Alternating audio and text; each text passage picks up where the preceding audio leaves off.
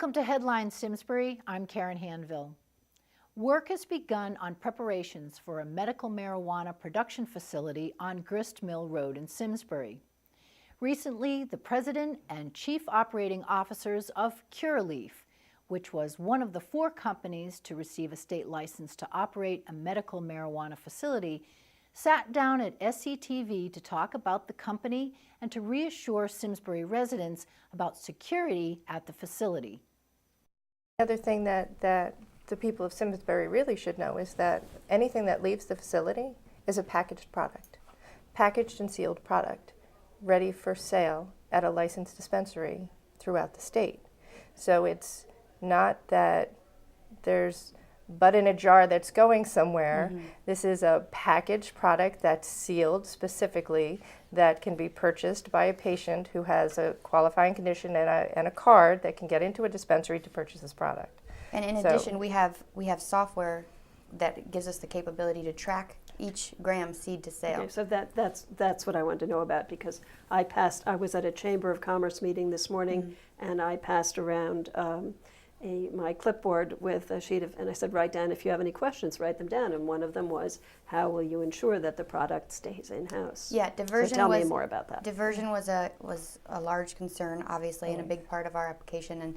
And there is software on the market that exists that allows us to track each gram from seed to sale. At any moment, we know where that gram is and where it's located. It's really incredible. It's really incredible. So the plants will be tagged, and as they go through their process, they have to go, they'll hit little benchmarks that they have to, and then so the plant will be weighed, and all of these mm-hmm. things will be monitored, so you will know, this capsule is going to come from this batch, and the plants from that batch were this plant, this plant, this plant, and this plant. So we're really excited. You can see the whole interview with April and Eileen on SCTV's website, simsburytv.org. If you are a caregiver and feel that information about your child, parent, or loved one could benefit the response of emergency personnel, you can call the Simsbury Police Department Records Division at 860-658-3125 and ask the records personnel to add emergency information to your address. Beneficial information can include lack of mobility or verbal communication, violent behavior as a result of a medical condition or mental health diagnosis, dependency on medical equipment such as oxygen, or any other diagnoses that would benefit police, fire, or ambulance personnel in responding to an emergency or non-emergency situation.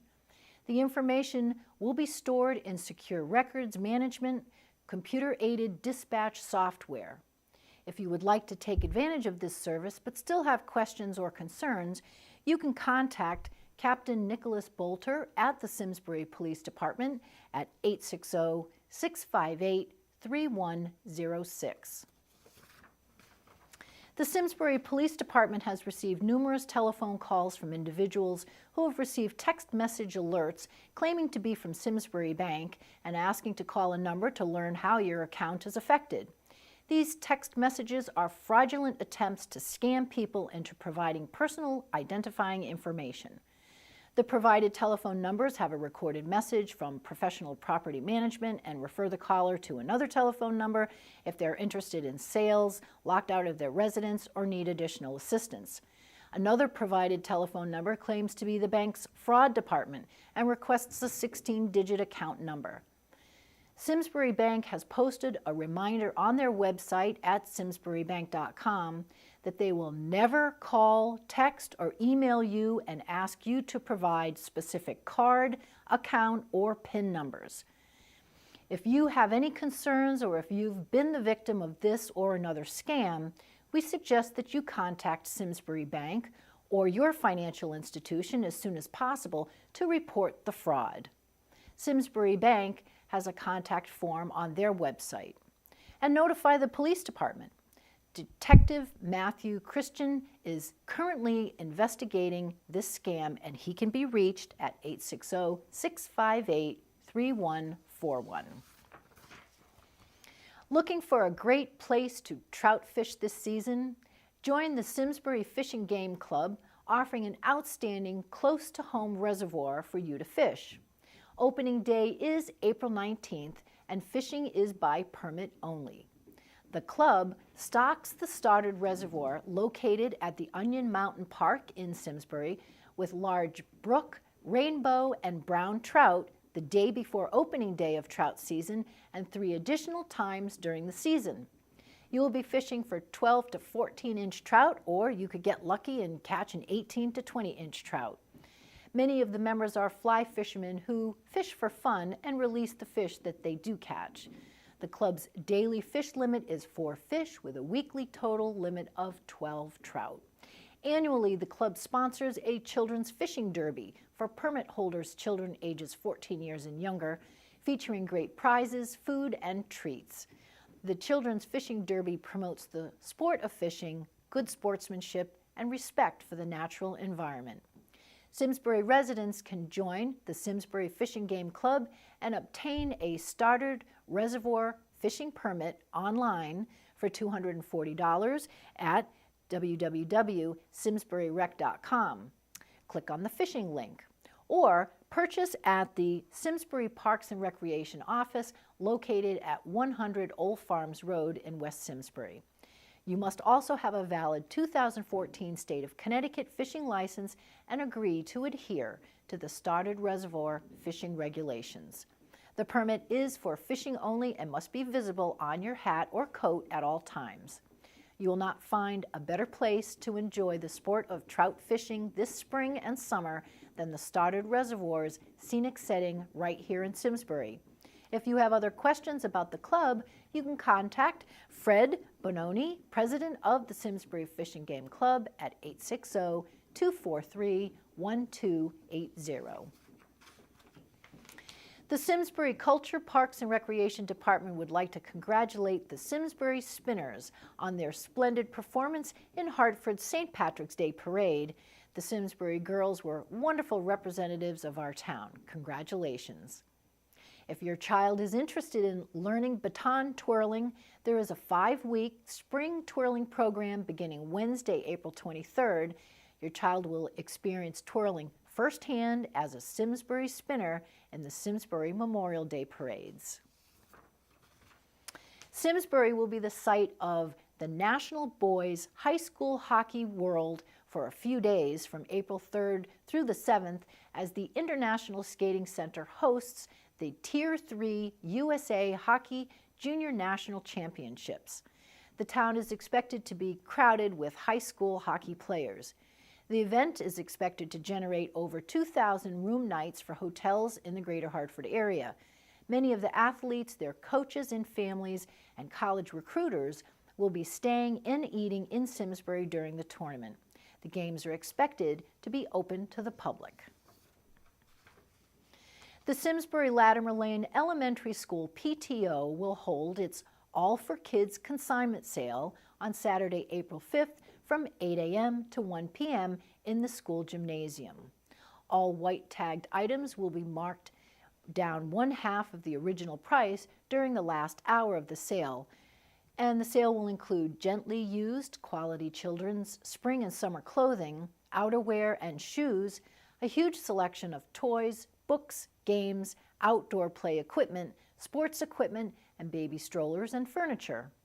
All proceeds from the event will benefit the programs offered by the Latimer Lane PTO.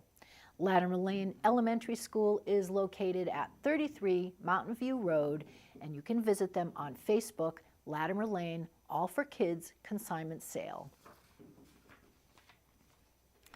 Novi Cantori, a professional chamber choir, presents their spring concert program From Dawn to Dusk, featuring music from the Renaissance to the present, including a premiere in honor of their 35th anniversary season. The program will take place at the Simsbury United Methodist Church at 799 Hot Meadow Street on Saturday, April 5th at 4 p.m. Tickets are $10 at the door, $8 for students and seniors. And if you want more information, you can visit them online at www.novicantore.com. novicantori.org. At the Simsbury Public Library on April 2nd will be an evening with longtime poet, humorist, musician, and certified die-hard cynic Andy Wheel. He will read his poems and tell stories from midlife crises to computer-addicted .com connected America. His talk is called Poetry with a Touch of Midlife Insanity, and he will be at the library Wednesday, April 2nd from 6:30 to 7:45. A published performance poet, Andy travels around Connecticut and Massachusetts, reading and performing at libraries, schools, senior centers, assisted living facilities, special functions, and fundraisers. He's also the founder and facilitator of Senior Voices, Expressing Yourself Through Poetry, which he started in 2009. Another very interesting program at the library will be an afternoon with CCSU professor and Simsbury artist and sculptor Vicente Garcia. You might have noticed his bicycle sculpture at the entrance to the commuter parking lot on Hot Meadow, right near the entrance to Riverview, or his bike racks at the library. Well, on Saturday, April 5th, you can spend the afternoon with Garcia as he shares his experience using recycled materials to create sculptural forms. Learn about his artistic process and the materials he uses. For those interested, an optional tour of the artist's Simsbury studio at 10 Crescent Way will be provided after the workshop. Participants in the tour need to provide their own transportation. His studio is not to be missed. People of all ages are welcome, but pre-registration is required, and you can sign up at the Simsbury Library calendar or by calling 860-658-7663. Another major attraction is the Simsbury Free Library's Genealogy Roadshow. The next one is coming up on Saturday, April 12th from 10 a.m. to 2 p.m. If you are researching your family tree but don't know where to start, come to the library. Genealogy librarian Diane LeMay can help you get started in many ways, deciphering handwriting or with online research. She says it's easiest if your family is local, but she can help if they're not from here or even from this country. However, if the person is of a foreign country, we help them with their research in the States before they can get over to the foreign country. Okay. There's local records. The vital records is a good place to start. Birth records, marriage records, death records. Okay. Of course, cemeteries are readily available. And the federal census records. And these records are easy to start with. If the ancestor was in the military, there's World War I records, World War II draft registrations. There's a wealth of records out there, besides records and photographs that the people may have at home, right. Bibles or just general family letters and things, right. Family journals. So we help them start at the beginning with what they know, and we help them work backwards. We give them advice on research, sources, whether it's books or internet sites. There's some free internet sites. We have access to Ancestry.com. That's another item that the membership goes for, is to pay for the Ancestry.com library edition. Diane's genealogy consulting is free to members and costs $5 for non-members. Her next Genealogy Roadshow again is on April 12th. You can see the whole interview with Diane about the Simsbury Free Library on SCTV website, simsburytv.org. Also coming up at the Simsbury Free Library is the final talk in a series of lectures exploring Connecticut's rich historical past, covering our history from 200 million years ago to modern times. The final lecture, called Not So Steady Habits, Changing Demographics, will be Tuesday, April 1st at 1 p.m. All 4 lectures have been given by Tom Ratliff, a former English and social studies teacher who writes historical fiction for young adults. An expert on Connecticut history and the Civil War, he has a master's degree in early American history. This has been a very busy local theater season in Simsbury. First, Les Mis was at the high school, and then The Mikado was performed by the Simsbury Light Opera Company. Now it's the Theater Guild of Simsbury's turn. Their production of the play Almost Maine will be performed at Eno Memorial Hall April 5th, 11th, and 12th at 8 p.m., and April 6th and 13th at 2 p.m. The play, which is really 9 short plays, was written in 2006 and explores the joys and perils of love in a mythical town called Almost Maine. Tickets can be purchased in advance at theaterguildsimsbury.org or at the door. Another major outdoor event in town is the 5th annual Whitewater Triple Crown Championships at the Terriffill Gorge on the Farmington River. This event draws 40 or more of the best competitive paddlers from the U.S. and Canada, including current and past world champions. The event is hosted by the Terriffill Village Association. Board member Frank Haviland described the exciting events for SCTV in the latest Simsbury View program. It's a great spectator event because you can literally walk right down to the edge of the water in East Granby and line up along the shore, so you can kind of choose the vantage point that you like. Okay. And there are thousands of cameras there. It's a very photographic kind of a photogenic kind of an event. All the bright colors and moving pictures, and they're very close. They're as far away as you are from me in some parts of the course. The Whitewater events will be held on April 12th and 13th. Spring is here, so get out your bikes and attend the Simsbury Public Library's one-time class for children ages 12 to 17 to learn how to keep your bike rolling with bike maintenance and safety for kids on Monday, April 14th from 3 to 4:30 p.m. This class addresses the basics of bike safety from a maintenance perspective. Instructor P.J. Gronsky from the Bicycle Cellar will cover the basics of changing a tire, caring for the chain, cable, and brakes, proper helmet fit, and high visibility clothing and equipment.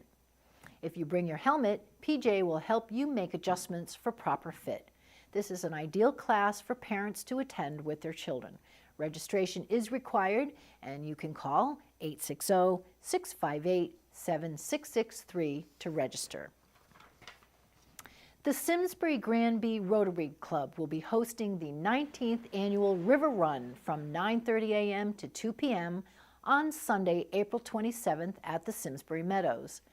The River Run is a community event featuring a 5K, 10K, and kids 1-mile run, in addition to food, vendors, family activities, and music.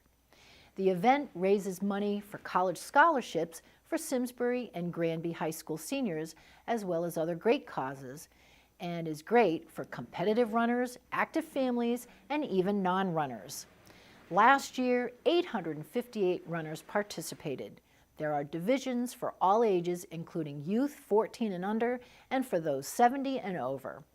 The Farmington Valley YMCA will have activities for kids, a bounce house, face painting, and a visit by the New Britain Rockettes mascot, Rocky. For information on entry fees or to pre-register, you can contact Pat Slater, race director, at 860-676-8400 or online at simsburyriverrun.com. The Town of Simsbury Recreation Department has all kinds of sports, games, and other activities for kids in grades K through 6 in their Camp Tons to Do vacation program for spring break. The April program will be held Monday through Thursday, April 14th to 17th at the Terriffill School. Children can choose the days they will attend. All participants should bring a lunch, snack, and water bottle and gear to play outside if the weather allows. The program will be open from 8:30 a.m. to 2:30 p.m. each day and will be led by past local teacher Michael Luzietti. You can register online at simsburyrec.com. If you're looking for something for the kids to do during spring break, Cori Behm says you should check out the community farm. Looking for something fun and different to do during spring break vacation? Come to Community Farm of Simsbury's Spring Fling Vacation Minicamp. This program will be held Tuesday, April 15th and Wednesday, April 16th at Community Farm of Simsbury on Wolcott Road. Spring Fling is a 2-day minicamp for students 3 years old through 6th grade. Activities include caring for the animals, planting seedlings and tending the gardens, arts and crafts, a nature scavenger hunt, preparing and eating delicious seasonal snacks, and playing farm favorite games. Enjoy spring on the farm as all the plants and animals come back to life. The program runs from 8:45 a.m. to 3:30 p.m. and before and after care is available from 7:45 a.m. to 4:30 p.m. The cost is $139 for the 2-day program, with extended care being $15 per day. Registration for this program is available on our website at www.communityfarmofsimsbury.org, or please call the farm office at 860-217-0453. Not only will Community Farm of Simsbury provide an engaging and active day for your child, but you will also be supporting the charitable mission of the farm to provide certified organic produce to families in need. And guess what? There will be 2 new baby calves at the farm for the students to meet, along with all the rest of our friendly animals. Important discussions impacting your taxes, your schools, and your town government are happening over the next few weeks. With the Simsbury Board of Finance working to keep the town's mill rate at 0 this year, Board of Finance members were pleased at their March 12th meeting to find that the Board of Education brought in a budget of 1.05% without impacting programs, largely because of enrollment declines and insurance savings.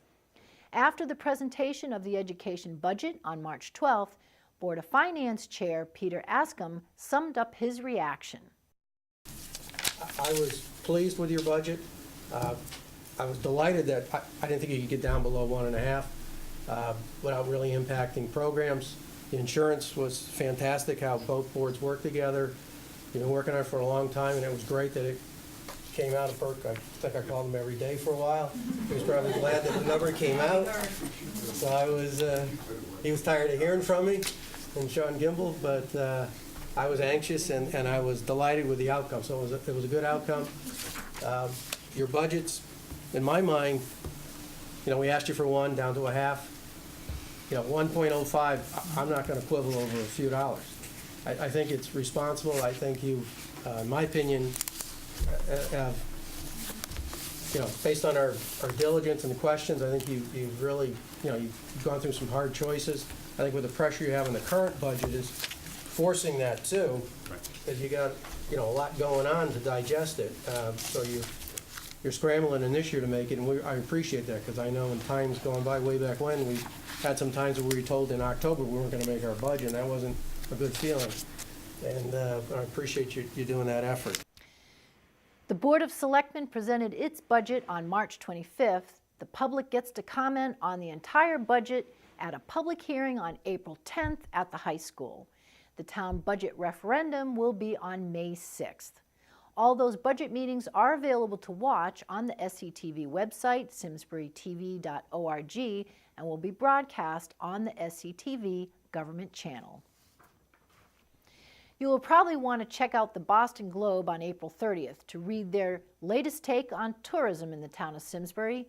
A Boston Globe reporter was poking around town recently for the piece, checking out places to recommend to the people of Boston, including the Bridge of Flowers, which is getting started with their planting at Pick and Patch, and the upcoming Whitewater Triple Crown Championships at Terrifield Gorge on April 12th and 13th, and our first ever triathlon on May 18th. The town of Simsbury has a very interesting history, and one of the things that makes it unique is its record of innovation. Did you know that William Gray invented the first coin telephone in Terriffill, and that William Bickford invented the safety fuse here, and natives Gifford Pinchot and William Phelps Eno are nationally known for their accomplishments. Innovation of all kinds and a willingness to share is on the minds at the Simsbury Public Library these days. If you have a skill, a gift, or a passion and are willing to share it with others, the Simsbury Library wants you. They're looking for all kinds of people excited about sharing their skills as part of the library's Innovators Workshop. It can be anything: cooking, gardening, sculpting, 3D printing, even computer design. If you are interested, contact Susan Ray at sray@simsburylibrary.info, or you can call her at 860-658-7663, extension 2108. The town of Simsbury is once again looking for nominations for Hometown Heroes. One of the things that makes Simsbury such a special place to live and work is the number of town residents who are volunteers in the schools, in our local government, or in local groups. If you know someone or a group who has gone above and beyond in town this year, you should nominate them for a Hometown Hero Award. All the details are on the town's webpage, simsbury-ct.gov. Did you know that Simsbury Community Television operates 3 separate channels? Comcast Channel 5 for town and community programming, Channel 95 for educational subjects, and Channel 96 for government events. SCTV is also available on AT&T's UVerse on Channel 99. The educational channel broadcasts the Board of Education meetings and school-related activities, such as high school sports, Battle of the Bands, elementary school concerts, and Simsbury School News. This year's high school sports included 9 basketball games, 7 hockey games, 3 wrestling matches, 3 soccer matches, 5 football games, and 1 volleyball game. We also air elementary school events and concerts that are usually shot by parent or student volunteers. This year, Central School has already submitted 3 events for broadcast. None of the other elementary schools have submitted any events this school year. If you would like to volunteer to record a school event or sign up for free training, visit us in the lower level of Eno Memorial Hall. Call us at 860-658-1720 or email us at simtv@yahoo.com. Join our team of volunteers. We would love to have you. In the meantime, follow us on Facebook, YouTube, and Twitter.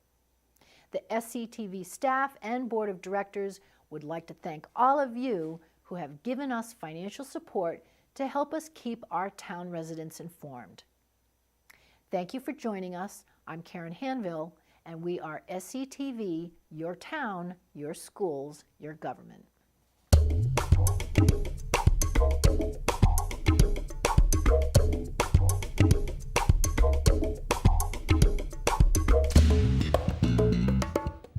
Funding for Simsbury Community Television is provided in part by contributions from viewers like you.